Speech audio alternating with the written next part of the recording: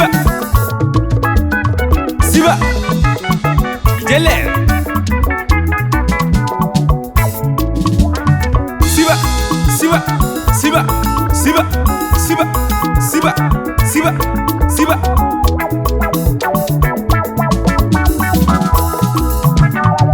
aive Nyelu Mmadu egbunia amala tuwo Nyelu nwata nyanwo okoji aka aikwe na onye ya bụ eze n'osi na-achụ ụbọchị ijigelo nwata okele Igbo ya bụ onye ya bụ eze ya bụ nwaneze shekelie nye n'aka siba siba siba siba siba siba ijele siba ijele ijele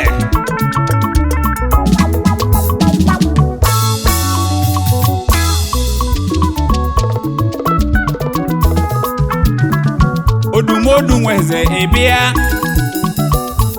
ọ na-abụ mgbasị alụ mmadụ mgbala alụsị nkedu na-ebe mma ebe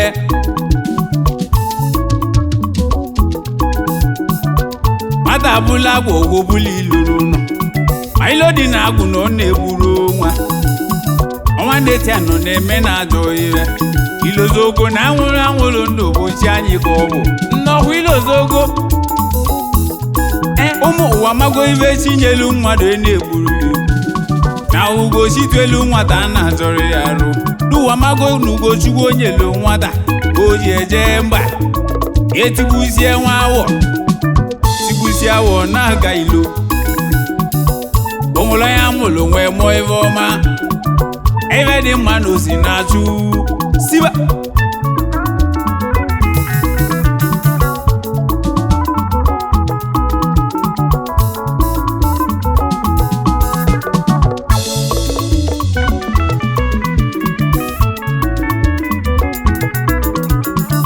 chenevoro n'ugo ngana maka jejiju aza n'opuwo ome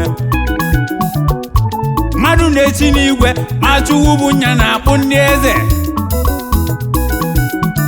fijel mume elughị n'obi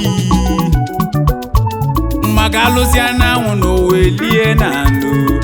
a na-aza eze azọ onye chi emela eze ya bụwa n'eze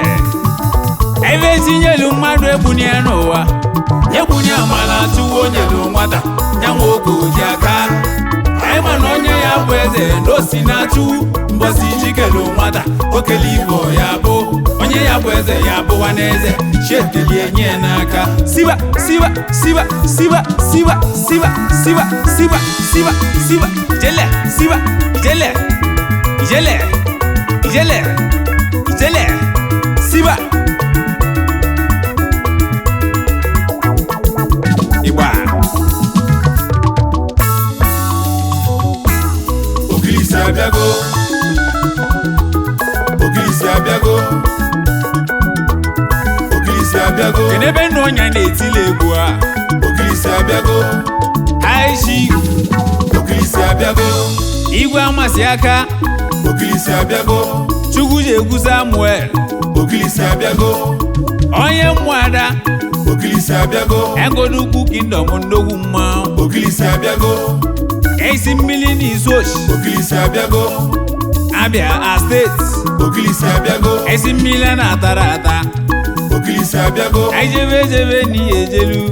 Ogilisi abịago Ogilisi abịago ikuku ego n'izu ochi Ogilisi abịago onye malụ nne ya bụ n'eze Ogilisi abịago ihe na-eliri ozi ọba Ogilisi abịago ebe si kelu nwata ome Ogilisi abịago anyị gwa amasị aka Ogilisi ọkazi amaka mma n'anya ma ejiri ya gọ mmụọ ọkazi amaka mma n'anya ma ejiri ya gọ mmụọ siba siba siba siba siba siba siba siba siba ijele ijele Ogilisi abịago ivomi na-emela obodo ka eji nwee n'ezi anya si ka echie yi eze anyị gwa amasị aka Ogilisi Igbo 1 nwa mụrụ na mma ọ na-eme obodo ngana ivomi na-emela obodo ji nwee n'ezi anya wee si ka echie yi eze Egwu amasị aka Ogilisi Igbo niile amụrụ na mma ọ na-eme obodo Ghana oke mmiri na-ezo lora niile igwe amasị aka nọghị na-emụsịrị ya n'isi oji o mesịrị nwee naba obosi ebe ọ nọ nwee gụba akwụkwọ na Anambra State College of Health and Technology mgbe o ji nwee kwụsị akwụkwọ o mesịrị banye ọlụ oyibo ebe a na-achọ ife ya eji ma ụwa ka ụwa nwee dị ama o mepelu kọmpani a na-akpọ amasị aka cargo transport ebuli ibu na Naịjirịa ejebe mba niile o mepelu kọmpani amasị aka consult traveling agencies na van nọ n'ime ya igwe amasị aka ennukwu mmanwụ na mwekene yi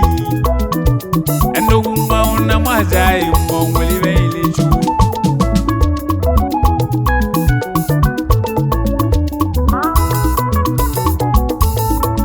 siba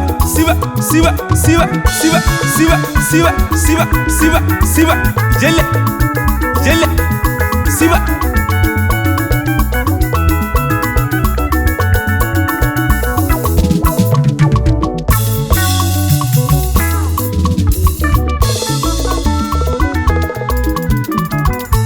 o nwekwalụ kọmpani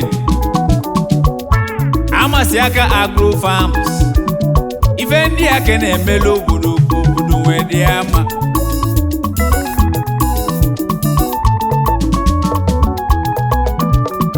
fakụzi n'ofu ogwe osisi amasị aka group amasị aka Global Ventures Nigeria Limited High Chief amasị aka ndị ụwa na-atụ n'ọnụ n'onye enyelu aka melonye ive na-atụlụ jele Nwaeze na-ekpuche onye eze na Brazil Sao Paulo ikuku ego na-ekere enwe onye eze na Brazil ebe esi nyelu mmadụ egbuni amala chukwu onye lu nwata ya nwoke oji aka ekwe na onye ya bụ eze n'osi na-achụ mbosi jikelu nwata okele igbo ya bụ onye ya bụ eze ya bụwa n'eze chiekelie enye n'aka siba jele ojonye egwu jele ojonye egwu Nwaeze ojonye egwu jele ojonye egwu siba na mmanwụ ijele ojonye egwu siba n'ọgbọ a jele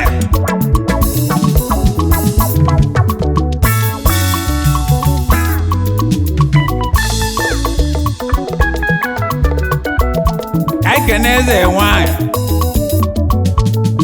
ezi ogoli nwanyị n'obi dị amasị aka shi ama aka ama ezi ogoli dị mma na-atụ rie n'iru ogoli dị mma n'osi na-achụ eze Ojukwu a na-awalụ ndị eze eze nwanyị alọlọ Ogilisi bụ nnukwu mmanwụ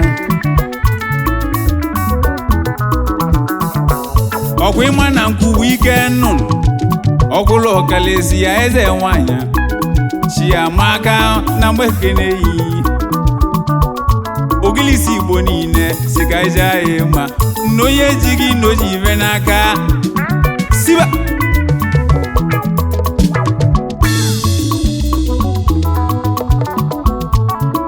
eke n'ụzọ eze dị ụra mma eze nwa na obosi odogwu onye ndogwu ego na mwekene yi ego na-eji ije na obosi ọwa na-emebe na nya mmalụ odogwu n'ebe ọ nọ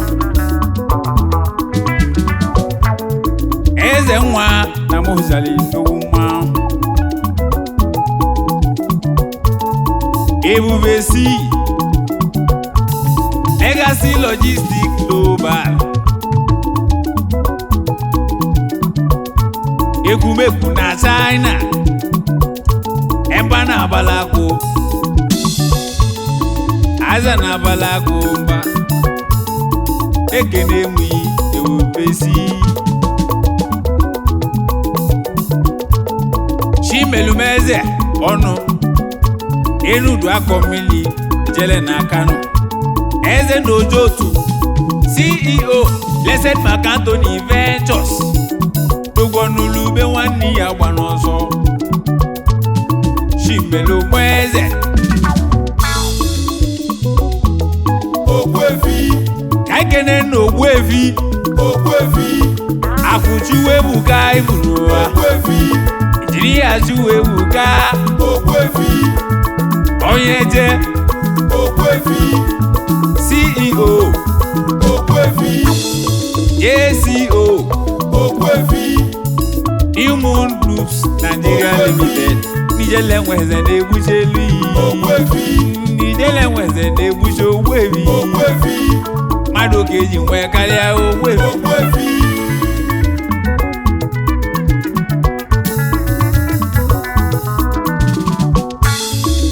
na-ebube agwụ ịma na-ebube agwụ nọ na eche agwụ nte eze nwa South CEO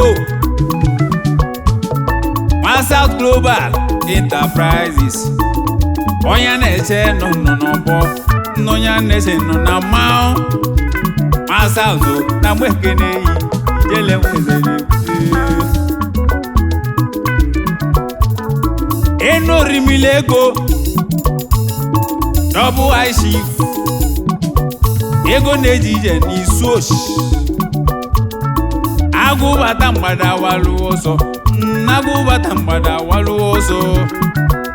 ego na-eji ije na mụ kenele n'owu mmanwụ eze n'isu oshi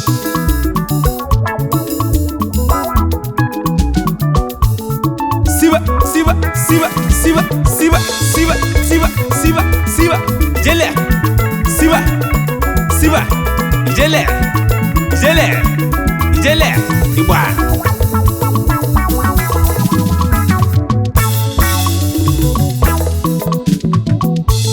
asimo belu bonye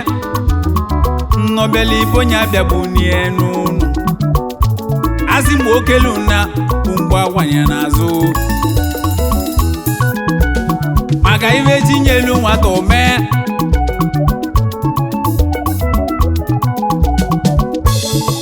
ọbịalibe ebu m wee gbuo onwe na asị ma ọ bụ na ajọ ọgwụ ma ọbịaluje egbu m wee gbuo onwe nna jụlụ ma ọ bụ ajọ ọgwụ iwe ji Nyelu mmadụ egbunye n'ụwa egbunye amala chụwa onye na nwata ya nwoke dị aka ma na onye ya bụ eze n'osi na-atụ mbosi jikelu nwata okele ibo ya bụ onye ya bụ eze ya bụwa n'eze chedelie nye n'aka siba